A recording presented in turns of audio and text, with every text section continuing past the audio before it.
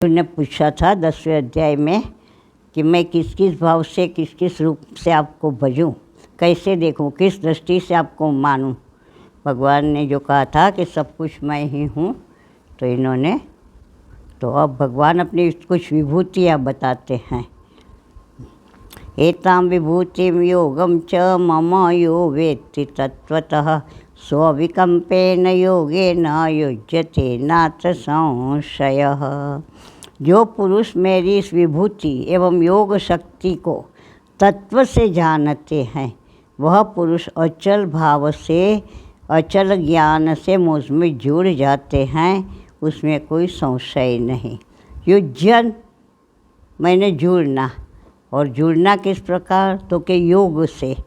अब योग क्या है, तो परमात्मा के साथ परमात्मा का ठीक ठीक सही सही ज्ञान होना, वही योग है। क्योंकि जिसके बारे में हमें बरोबर ज्ञान होगा, उसी के हम साथ एकता का, निकटता का, अपनत्व का, हम कुछ जानते हैं, ये हमारे हैं, इस भाव का अनुभव कर पाएंगे। इसके बिना हम अनुभव उनके साथ ऐक्य का नहीं कर पाएंगे, चाहे मान आदर कितना भी कर ले। परंतु सच्चा प्रेम ऐक्य के बिना आनंद नहीं दे सकता। ऐक्य होना चाहिए, चाहे कोई भी संबंध हो। ऐक्य का अर्थ हर बात में मानसिक विचारों की हर प्रकार के एकता होनी चाहिए, अथवा समर्पण होना चाहिए। मैंने जो आज्ञा, जो आप कहो सो ही ठीक है, जो आप करवाओ सो ही होना चाहिए, जो आप खवाओ सो ही खाना चाहिए, जो आप पहनाओ सो ही पहनना चाहिए। आप जहाँ ले जाओ वहीं जाना है, आप जहाँ पहुँचाओ वहीं पहुँचना है, जहाँ रखो जैसे रखो वहाँ और वैसे ही रहना है, अन्य कोई बात ही नहीं। वो भी एक ऐक्य है। ऐक्य किस प्रकार का, कि द्वैत रहा ही नहीं, वहाँ दूसरा है ही नहीं। शुद्ध समर्पण में दूसरा बचता ही नहीं। वो टोटली पूर्णतः अपने इष्ट में, अपने साध्य में, अपने लक्ष्य में एक रूप हो गया।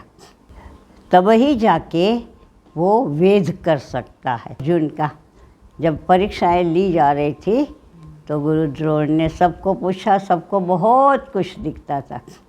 अर्जुन ने कहा बस वो एक पेड़ का वो दाईं तरफ की डाल एक दिख रही है, और वहाँ पर एक पंछी दिख रहा है। फिर कहने का अब तो वो डाल भी नहीं दिख रही है, एक पंछी दिख रहा है। अब तो वो पंछी भी पूरा नहीं दिख रहा, उसका मस्तक मात्र दिख रहा। 1 मिनट बाद कहता है नहीं नहीं, मस्तक भी अब नहीं दिख रहा, अब तो केवल इसकी एक लाल लाल आँख दिख रही है। गुरुद्रोण ने कहा सही देखा तूने, कर वेद इसका। तो लक्ष्य वेद तब ही सिद्ध होता है जब केवल एक में अनुसंधान हो जाए हमारा, एक से ही अनुसंधान हो, तब जाके हो सकता है। अनेक के साथ हमारा अनुसंधान हो तो हम पा नहीं सकते जो पाना चाहते हैं। वो उसमें जो तीव्रता आनी चाहिए, गति आनी चाहिए, भाव आना चाहिए, जुड़ने की हमारी एक कल्पना तीव्रतम होनी चाहिए, उसको पाने की, उस मय हो जाने की। वो हमसे दूर न रहे, हम उनके बिना न रहे। ऐसा जब एक उन्मत्त उदार भाव अंदर पनपता पनपता पागल सा बना दे, उसके बिना रहा न जाए, तब जाके जुड़ा जाता है। ऐसे थोड़े जुड़ा जाता है। बच्चे 2-4 दिन कहीं दूर जाते हैं तो माँ रोने लगती है। कहीं बाहर विदेश पढ़ने जाने को या नौकरी पर जाने को कहते हैं तो रोने लगते हैं। कई दिन तक खाते नहीं, अच्छी चीज़ सामने आते, ये इसको बहुत भाती थी। अरे इसको भाती थी तो तूने खिलाई ना बहुत, अब वो वहाँ भी तो खाता ही होगा। हाँ, पर ना, अपना प्रेम दिखाने का ही अलग तरीका इनका, कि लोग जाने कि मैं कितना प्रेम करती हूँ। अरे प्रेम कोई बताने की वस्तु है भाई। तो ये सारी चीज़ें यहाँ भगवत भाव में होनी चाहिए। तब तो हमारा अंदर एक सच्चा भाव हम हासिल करते जाएंगे। और योग मार्ग तो ऐसा है कि यदि गुरु पूरा न हो और शिष्य भी पूर्णतः व्यवस्थित अभी पाया न हो तो अधूरा ज्ञान योग ने ही रोग पैदा करेगा। कई बार सिद्धियों के चक्कर में लोग कुछ करते हैं, खोटी सच्ची उपासनाएं आधी पाधी समझे बिना, फिर इसमें से इतनी विकृतियाँ उन लोगों में आती है कि बहुत गलत कामों में लग जाते हैं। तो ये सब सावधानी होनी चाहिए। और ये मार्ग इतना सुगम है, ज्ञान मार्ग राजमार्ग है। वो भी कैसा, हमारे गुरुदेव कहते थे, अरे गुलाब बिछा हुआ राजमार्ग है, आँख मूंद के दौड़े जाओ, गिरोगे ना तब भी चोट नहीं लगेगी, फिर उठ के दौड़ोगे। ज्ञान मार्ग ऐसा राजमार्ग है। और ज्ञान का निश्चय अगर हमने स्वीकार कर लिया, जो हमारा शास्त्र, हमारा वेद प्रमाण है, वो जो कहता है उपनिषद में, तो यहाँ हमने स्वीकार किया, इसी क्षण हमारे अंदर में एक शांति हो गई। ऐसी शांति होती है कि जैसे किसी ने यहाँ हमें पूरे में बर्फ़ पसार कर दिया। और नहीं तो द्वैत भाव से किसी के उसमें दोष ये वो क्लेश रहता है, न्याय अन्याय की बातें सताती है। मेरे साथ ऐसे किया, मेरे साथ वैसे किया, वो सब जलन रहती है, शांति नहीं आती। पर तू कुछ भी नहीं है, कहीं नहीं है, एक अखंड आत्म सत्ता ही सर्वत्र एक रस है, तो वो निश्चय करते ही नगद सौदा, उसी समय अंदर में तो एकदम शांति आ जाती है, नहीं तो नहीं आती। अगर किसी के लिए हम एक बार ये निश्चय कर ले, अरे जिसने जो करना है करे, हमें क्या, हमने अब नहीं ये कर, देखना तो उस समय कितना शांति आ जाती है। नहीं तो हम देखते रहते हैं, अरे तेरे को कितनी बार मना करी, जूते पहन के रसोई में नहीं जा रहा, फिर भी आ गया। खटका पड़ता रहे दिन रात छोटी छोटी बातों में। अरे खोटी खोटी बत्ती जलाते हो, बिल आता है कि नहीं, बंद करो, वो 4 बार और जला लेगा। और हम और गुस्से में आते जाएंगे, जानबूझ के हमारा कोई विरोध कर रहा है। और एक बार ऐसे निश्चय कर लिया कि कोई कुछ भी करे, मुझे क्या, मैं जानूँ, मेरा प्रभु जाने, बस मैंने और मैं कोई रस नहीं लेना, उसी समय शांति आ जाती है एकदम। तो जो कहते हैं कि वेदांत नगद सौदा है, वो दूसरे को जीवन से हटा देने पर समझ आती है। वेदांत यही कहता है कि या तो तू आप ही आप है, या तेरा इष्ट आप ही आप है, या तू जो भी आत्मा तत्व वो एक ही एक है, अन्य कुछ कभी नहीं हुआ। जगत कहो, विराट कहो, ब्रह्मा विष्णु महेश, हाँ, और सारी सृष्टि में क्या क्या नहीं है, वो सब उत्पन्न हुआ ना, पहले था नहीं ना, तो जाएंगे, उसका विनाश निश्चित है। तो जिसका विनाश निश्चित है उसका पल्लू पकड़ने की ज़रूरत ही क्या है। मैं भी उन विनाशियों में शामिल हो जाऊंगा।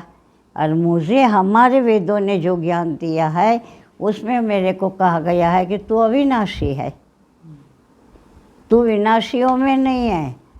तू जिसको तू मानता है बाहर, वो विनाशी है। हम शरीर नाम उसी के आधार से अपना कुल धर्म ये वो अनेक प्रकार के कोट पहनते जाते हैं। जब जरूरत होती है तो ये पहन लिया, फिर उतार दिया, फिर दूसरा पहन लिया। हाँ, कहीं अपने आप को बड़ा धर्मवान बताना है तो वो धर्म का कोट पहन लिया, आचार विचार का पहन लिया। कहीं अपने आपको उदार बताना है तो चपटी देंगे और ढोल पीटेंगे दुनिया भर में। हाँ, तो ये सारी बातें हो जाती है।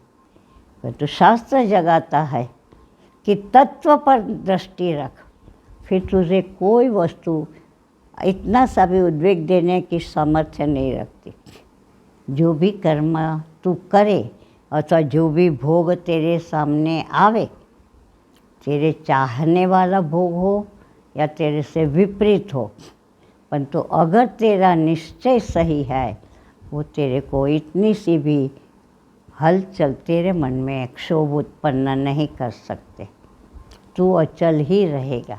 तेरा निश्चय जितना जितना स्थिर होगा उतना उतना तेरे को प्राप्ति भी स्थिर की होती जाएगी। हमारा निश्चय ही डगमगता है तो स्थिर तत्व की प्राप्ति कैसे हो सकती है? जो स्वयं दो नाव में पैर रखे बैठेगा वो कैसे कभी भी पार हो सकता है? वो तो नौका को भी डुबा सकता है और आप भी डूब सकता है। संसार भी बना रहे और भगवान भी मिल जाए, कभी नहीं होगा। दो नौका में पैर रख के कोई भी सवारी पार नहीं उतर सकती। संसार बना रहे हमारा सब कुछ और भगवान भी मिल जाए, ऐसे नहीं हो सकता। कल ही वो चर्चा हो रही थी यहाँ, हम लोग तो वो रामायण तो करते हैं पर प्रसंग आगे पीछे चलता है ना।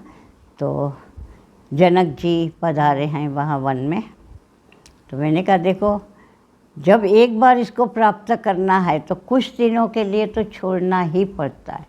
जनक जी ने जब उनके ज्ञान गुरु कौन थे पता है? अष्टावक्र। हाँ, अष्टावक्र जी। तो उनसे ज्ञान चाहा इन्होंने कि मुझे आत्मज्ञान कराइए। तो इन्होंने कह दिया छोड़ पाएगा? राज्य आदि सब कुछ जो कहोगे करूँगा, चलो घूमने चल जाते हैं पहले। तो वन की तरफ गए और वहाँ थोड़ा कुछ बात हुई। समर्पण कर सकता है, सब कुछ आपका दे दिया, सब कुछ आपके चरणों में, अब तो दीजिए मुझे आत्मज्ञान। और ऐसा कह के उन्होंने घोड़े पर चढ़ने को कोशिश कर, तो पैर पेंगड़े में रखने जा रहे तो एकदम अष्टावक्र जी ने अपना रौद्र रूप ले लिया। अभी तूने मुझे सब कुछ समर्पण किया कि शरीर भी मुझे दे दिया, राज्य भी दे दिया, मन भी दे दिया, फिर तू कैसे अपने आप पे चढ़ने जा रहा? किसने कहा तेरे को घोड़े पर चढ़ने को? मैंने आज्ञा दी है। तू अपने मन से करता है तो मन तो तूने मुझे दिया है, झूठ बोलता है। तेरा है क्या? न शरीर तेरा है, न मन तेरा है, न राज्य तेरा है। कहाँ जाना चाहता है घोड़े पर चढ़ के? कहाँ जाएगा? राज्य तो मेरा है, मैंने कहा जा मेरे राज्य में। तो इस प्रकार से जनक राजा एकदम स्तब्ध रह गए। मन भी नहीं चला सकते। अब मन नहीं चलेगा तो वहाँ एकदम शांति स्तब्धता है, हलचल हो ही नहीं सकती अब कुछ भी। और उनका पैर पेंगड़े के अंदर भी नहीं गया है, बाहर अद्धर ही है। और 7 दिन ऐसे खड़े हैं, उनको समाधि लगी है। जब तक हमारा मन रहेगा हम नहीं पा सकते, वह आत्म सुख नहीं समझ में आएगा हमारे। तो ये सारा इतना सरल भी नहीं है और सबसे सरल यही है, क्योंकि उसके लिए कुछ खर्च न समय का खर्च करना है, न और 1 पैसे का खर्चना है, न कुछ छोड़ना है, न कुछ पकड़ना है। मान लेना है। जो सत्य निरूपण कर रहा हमारा वेदांत उपनिषद, हमारे गुरुजन, उसमें अटल विश्वास कर लेना है कि उन्होंने कहा कुछ नहीं है तो नहीं है, मैं क्यों फिक्र करूं? जो आ गया सामने खा लिया, जो मिल गया पहन लिया, जहाँ रखा वहाँ रह लिया। अगर हम विश्वास रखते हैं परमात्मा पे, गुरु पे, तो समष्टि हमारे साथ हो जाती है। तो ये है कि हमें कुछ एहसास मिलता है कि है, तो हम धीरे धीरे फिर इसमें हमारी वो बढ़ती जाती है। पर तो एहसास भी तब होता है कि जब हमारा कुछ उसमें बढ़ा है, नहीं तो एहसास नहीं होगा। सामान्य मुँह से कह लेते हैं कि हम भगवान को मानते हैं, हम गुरु को मानते हैं, वहाँ नमस्कार कर लेते हैं, रोज़ चले जाते हैं, तो वो मानना नहीं है। उनके लिए तुम अपना क्या करते हो? नित्य प्रति उनकी खुशी के लिए, उनकी प्रसन्नता के लिए, उनको सुख पहुँचे, इस भाव से उनके लिए कुछ करते हो। वो तो कोई नमस्कार कर देना मानना नहीं है। और नमस्कार करते समय भी अपनी विपत्तियों की रामायण कहे बिना तो रहेंगे नहीं। मेरा ये हो जाए, मेरा वो काम हो जाए, हाँ, तो वो मानना थोड़े हैं। तो ये सारी बातें हमें भगवान कहते हैं कि जो ऐसे तत्व से मुझे मानता है तो अविकम्पेन योगेन हाँ, उसमें अचलता आ जाएगी। वो जैसे हवा चलती है तो एक छोटी सी लौ भी डोलम डोल होती है, ऐसे कुछ भी मन तेरा डोलम डोल नहीं होगा। जो इन विभूतियों में मुझे तत्व से जानकर मेरी विभूतियों को भी इस प्रकार से मानेगा, नहीं तो शंका करेगा, अरे भगवान ने कह दिया हिमालय मैं हूँ। हाँ, भगवान ने हिमालय शब्द कह के अचलता की एक विभूति बताई कि हिमालय जैसे अड़ीग है, अचल है, इस प्रकार मैं हूँ, मेरे को तू इस प्रकार से देख। अगर तूने मुझे मान लिया तो तू हिलाने पर नहीं हिलेगा, ऐसी अचलता तू पाएगा, क्योंकि मेरी विभूति को तूने माना, स्वीकारा, तो वो विभूति तेरी हो जाएगी। हम जिसको मानेंगे वो हमारे समय पे सहाय करेंगे ना। अगर उस सामर्थ्यवान है तब हम उस मानेंगे और विश्वास करेंगे कि इसमें इनकी हमें सहाय मिलेगी, तो मिलेगी ही। और तो ऐसे ही स्वार्थवश दोनों के संबंध है तो नहीं उसमें कुछ बनता। तो भगवान ने यहाँ ऐसे कहा कि मेरे साथ जो इस प्रकार जुड़ेगा तो वो अचलतापूर्वक जुड़ जाएगा।